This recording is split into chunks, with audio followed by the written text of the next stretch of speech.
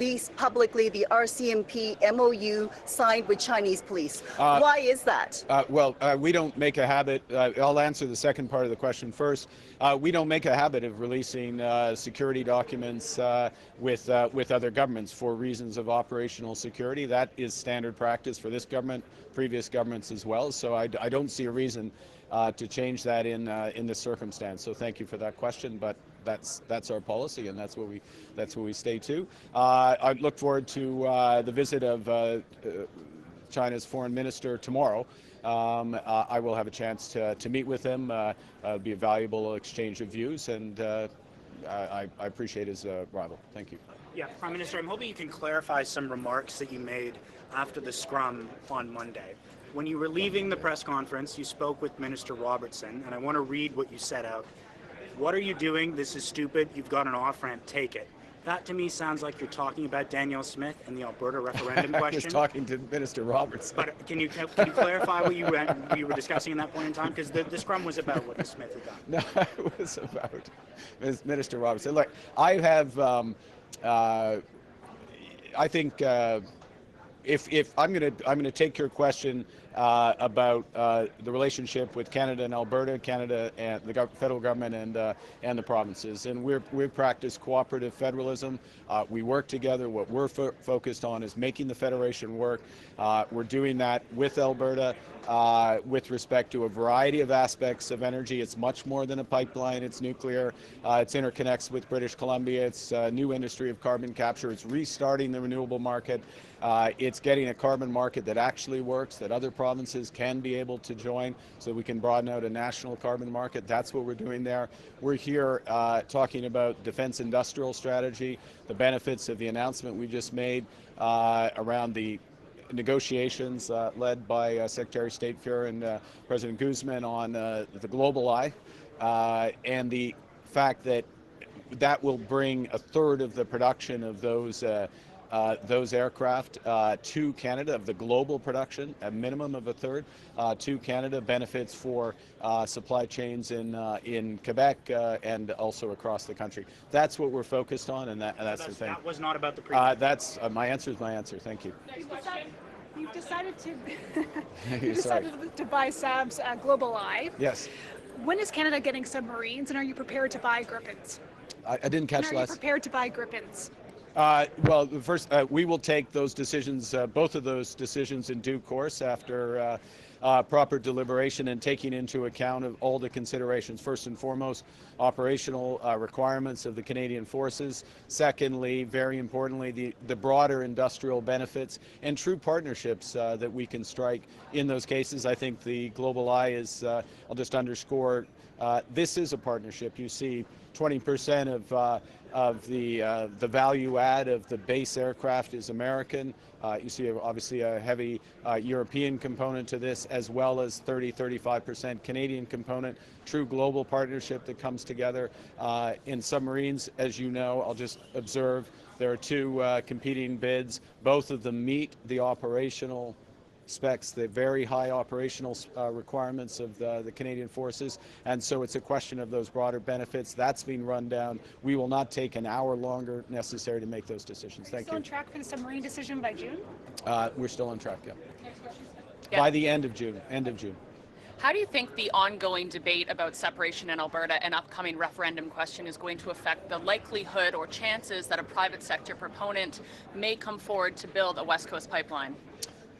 Well, it's first and foremost, I think what we do as the federal government is we continue to work collaboratively with Alberta, with British Columbia, with First Nations, in this case, First Nations, well, I should say Indigenous peoples, because Métis as well, to ensure that if there is a pipeline or related carbon capture or interties between the electricity grids and or nuclear and or other components of this, that it benefits all of the parties and works with all of the parties. In that way, we make two things more likely. One, we make the actual economic activity there more likely, lower emissions more likely, as well as the Federation work better, and of course that has implications for how people vote. Thank But you. you don't think separation but does separation have an impact on whether, you spent a career in business, does separation have an impact on whether a company wants to put their hand up and build a new pipeline? Well, it's, look, my experience in these would be the same as others, is that uncertainty, this type of uncertainty is unhelpful for long-term investment decisions. What I answered, though, is what does the federal government do about this, and in terms of making the Federation work, creating the conditions to create jobs, create prosperity, to get emissions down. All of that is what we're doing. To move forward on reconciliation, truly move forward on reconciliation. That's what we're doing, and that has impacts both for the economic side, but also should have impacts in terms of voting. Thank you. Prime Minister, you in your latest economic update mentioned that there will be a new minister for the DIA. When will you announce that decision as to who's it going to be, and is Secretary Freer in the running for that position? Well, happy birthday, Steve. That's right in there. Look, we'll make a series of decisions in due course around the cabinet. Thank you. Hi, Prime Minister. Laura Dillon Kane, Bloomberg News. You are heading to New York tomorrow. Yeah. What recent movement have you seen on U.S. trade issues, if at all, and do you expect any movement with your meetings tomorrow? Well, the meetings tomorrow these are private sector meetings. These are with a series of institutions that are either heavily invested in Canada, interested in investing in Canada, and it's sensible to give the story. It's a very efficient use of time to give the story. A lot has changed in Canada, and we're moving forward at speed. You just have to just refer back to what we're discussing here. $500 billion of defense-related investment in the course of the next decade in Canada. Even in New York, that's real money. That's of interest, and there's opportunities to partner, and those will be the discussions. It's not a trade mission in that sense, in terms of trade negotiations. In terms of the overall negotiations, there's ongoing conversations. Minister LeBlanc with his counterpart, including upcoming meetings that he will be having. Thank you. En français, il y a des conversations qui continuent entre les dirigeants du dossier du commerce canado-américain, y compris avec Monsieur le ministre Leblanc et son counterpart. Et pour la mission à New York, c'est plus une mission du secteur privé. Il y a des grands investisseurs au Canada actuels et prospectifs. Merci. The United States ambassador to Canada has said that the Gordie Howe Bridge is not going to open unless Canada changes the tolling arrangement with Michigan. I'm a little puzzled by this because the contract is between Michigan and Canada. The governor of Michigan says she has no problem with the tolling. Are there any talks underway, and is the United States going to be able to block the opening of the bridge? To be frank, I didn't see the comments you're referring to. You're right, and the arrangement is between Michigan and Canada. I would remind that Canada paid for the bridge. Canada built the bridge jointly with American contractors, American workers, American materials. It is a great asset for both countries. There are discussions at the ambassadorial level around the bridge, and Canada's going to be ready to open the bridge, and we look forward to millions and millions of Canadians and Americans and people from third countries going across it over the coming decades. Thank you. Is there any concern, though, that the administration can block that opening? I'll bet. We'll take two more from Canadian. Hi. You talk a lot today about GDP targets and defense spending, but how can you ensure that the defense spending will result in long-term economic growth? Yeah, thank you for that question, because that's one of the core elements of the defense industrial strategy. The point is that we can set out, and this is one of the distinctions we've tried to make. So what I said today, which is new news, but had already been done, we just hadn't revealed that we had embedded in, when I say in the fiscal framework, it means that getting to that 4% of GDP by the end of this decade, which is on the track to the 5% by 2035, it's more than on the track, that's already provisioned for. Your question, which is the right one, is but what do we spend it on, and how do we get the maximum benefit for Canadians, Canadian workers, Canadian business, and some of the areas we've identified, an earlier question about submarines, about advanced combat aircraft, that's part of it. The next phase of Arctic radar would be part of it, building out these operating hubs, as they're called, or that will be part of it. But there's other elements in a world where technology and the interface between technology and defense, I mean, everything here will be about that. That's changing very rapidly. So what we don't want to do is take a list that was sitting in a drawer from even last year. I've got the experts behind me, but even last year, and say, okay, we'll take that because we've provisioned the money for that. That will be the wrong decision, right? There's some things we know we need, but there's a series of other investments that we can make that will help protect Canadians first and foremost, help our allies. But we can do those in a way, given that the industry is changing rapidly, that, to your point, maximizes the Canadian benefit. And that's why we've changed our purchasing strategy. That's why we have the DIA. That's why the series of measures that I announced today are part of that overall strategy to make sure we get the impact. Thank you. Speaking of experts, there you go. Yeah. You said earlier that the submarines, both bids, meet the Navy's high-level requirements. Yeah. So what is going to be the deciding factor for you? Well, is it the economic bid?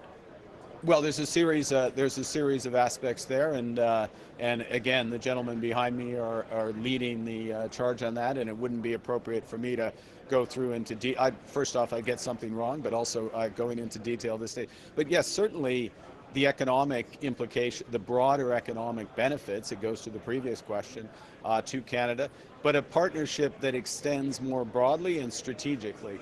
And I'm going to make a let me make a meta point, which is this government has been very focused on building, in a positive way, our international partnerships over the course of last year. It's not just a line to say we've signed more than 20 defense and economic partnerships over the course of the last 12 months on 4 continents. It is a line, but it also happens to be true. There's substance to that. There's substance to that, which you'll see later today with the signing of major energy agreement. There's substance to that with what we announced today with this partnership here. There's substance with that, with the decision on the submarines and the broader benefits that's going to bring to Canada and that's going to bring to our allies. So these things are very much connected, and we're starting to see the multiplier effects, and that is going to have a multiplier effect right here at home in terms of jobs, career, resilience, stronger, more independent country. Thank you.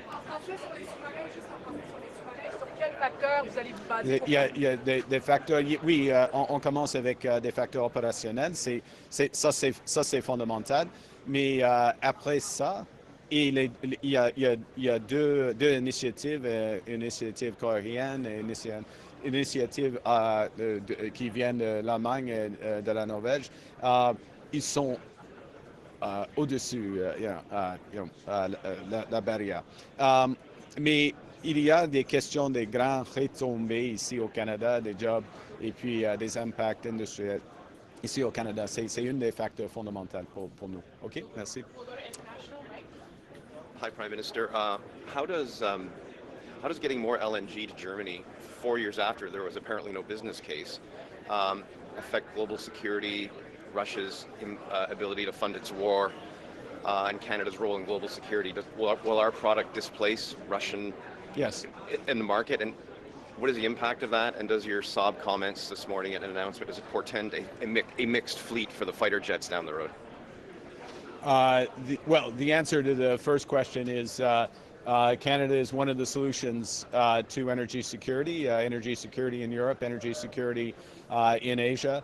The Silesium LNG is, I would add, is the lowest carbon LNG in the world because it's top decile in terms of emissions for the LNG train that creates that.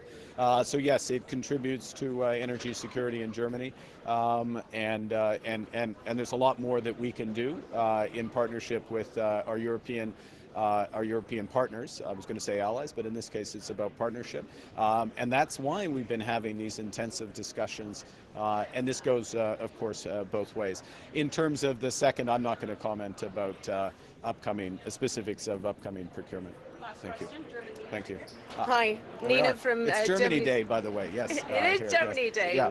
I'm from Well, for you, Germany's every international day is Germany broadcaster. Day. Yes. Sorry. Yeah, but you're intensifying ties, like you just said, Yeah. with Germany on many levels. So what exactly is keeping you from intensifying it when it comes to building submarines? What more does Minister Pistorius need to give you? Look, that the process is moving forward in procurement speed and timelines. It's moving at lightning speed. We're almost at the start of June. We're intending to make a decision by the end of June. I'm glad the minister is here. I look forward. I'll have a brief word with him in a moment. And had a good conversation with the Chancellor last week, so as I did with the Korean President the week before. Thank you. Merci beaucoup. That's it. Okay.